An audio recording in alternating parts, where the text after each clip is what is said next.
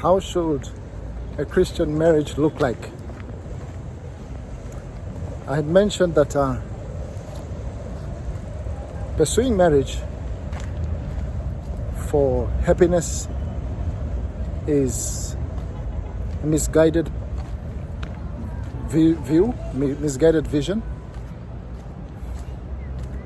Pursuing marriage just because you want children is also a short-sighted vision. There's nothing wrong with having children, but if you're rushing to get married to somebody in the name of I want to have children, in the name of I'm desperate, I'm lonely, I want a partner, then you are a train wreck waiting to happen. I've said that. If you are getting married because you want to get rich, you want your troubles to come to an end, then you are also a disaster waiting to happen. So what is the purpose of marriage then? What is the goal of marriage? I've mentioned before that when God created marriage, He gave it its plan, its purpose, its objectives. God planned marriage, He designed it, He conceived it, He executed it. Then He created Adam and Eve and sent them forth to begin this marriage union, this holy matrimony. And when you look at this holy matrimony, it was created after God had created all things. And then, to crown off His creation, of course, He created mankind, in His image and likeness.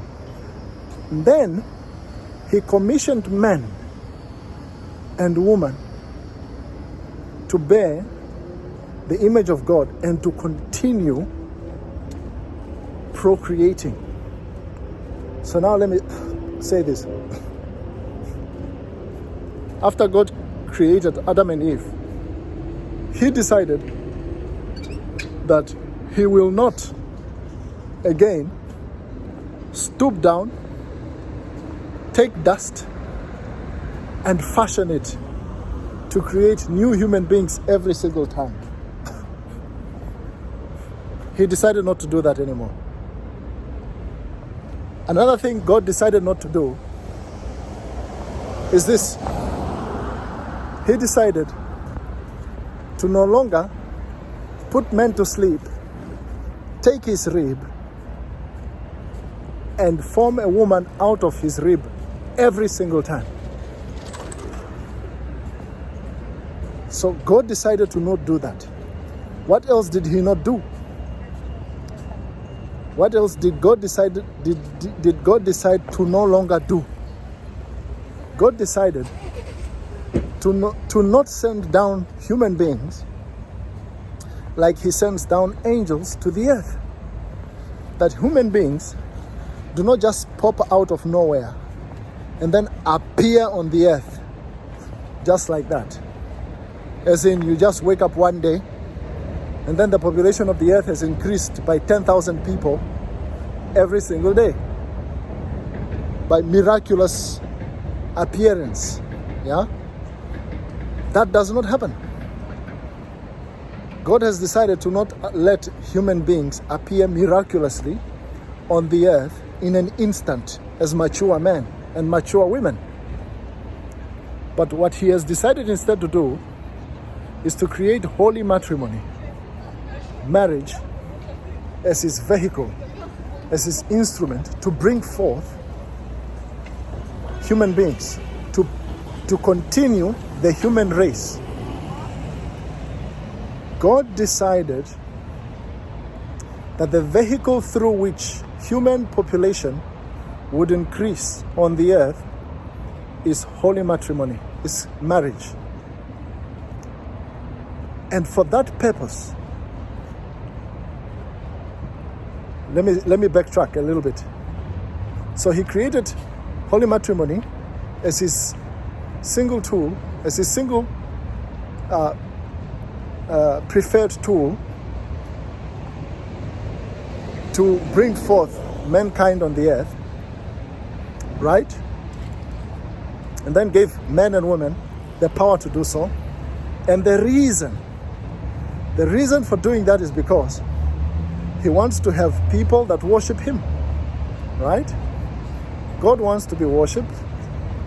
He deserves all the glory. He deserves all the honor. God deserves all the power. God deserves all the praise. And so, for as long as mankind is on the earth, he is obligated to worship the Lord. He's obligated to do that. And so, just as God created angels in heaven to worship him day and night,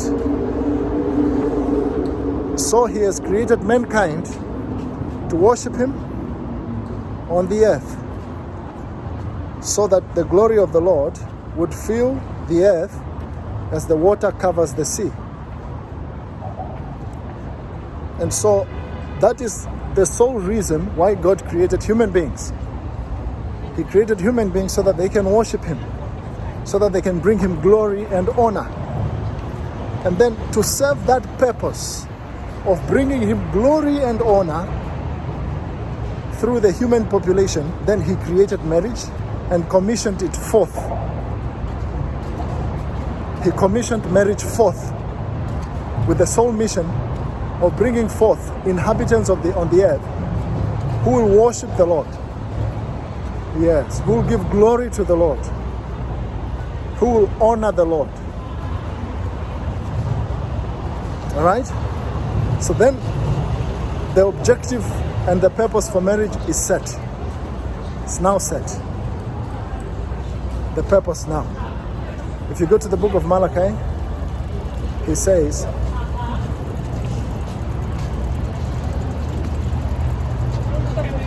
why did he make them two? Why did God make them male and female? Why did he make them two? He said, because he wants godly offspring. That is from the book of Malachi. Malachi chapter 2, 15, 16, 17. He says, why did he make them two? Because he wants godly offspring. It took me a while to wrestle with that and to come to terms with it, but it makes perfect sense. Yes, it does make perfect sense.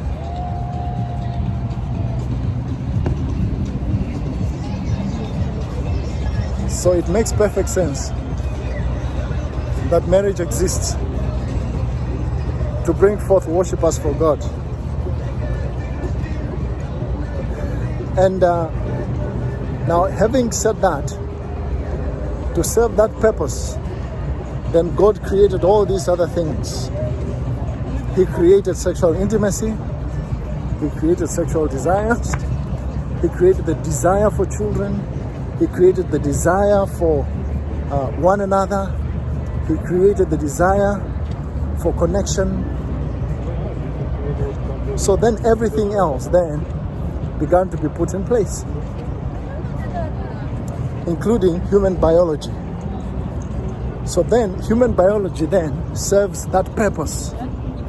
Yes, the entire of human biology, then you can see how men and women were created then to serve that purpose. And then setting up the woman and the man for this role of parenthood, of being fathers and mothers, to nurture and teach and train the new inhabitants of the earth who will worship the Lord, who will be born through them. So then marriage becomes this powerful privilege for God to use mankind, that God is inviting mankind to continue this work of creation, to continue procreating the human race, and bring God glory and honor. Right? And so, Then God put all these things in place. The objectives are set, the purpose is set, and then to ensure that these objectives are met, then God put all the passion, the physiological passion and desires that we experience, then God put that in us as well, so that this whole process is not a boring process, but is an exciting, exhilarating, and thrilling process that we actually want to do. We actually want to participate in, without feeling coerced, without feeling pressured, without feeling controlled. So God really, really engineered us in such an amazing way, in such a miraculous way, to serve this purpose. This purpose of bringing glory and honor to the Lord, of bringing forth offsprings, and of worshipers who will worship the Lord. He says, because he wants godly offsprings, to bring forth godly offsprings unto the Lord. For that reason, then he brought forth marriage. So to make this process exciting, then he gave us fringe benefits, what I call fringe benefits. What are those fringe benefits? That in bringing us together then he ensures that we have partnership, we don't feel lonely.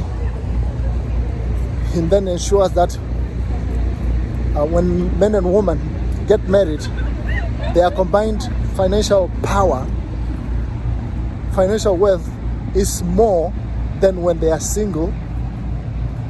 Then God made sure that sexual intimacy is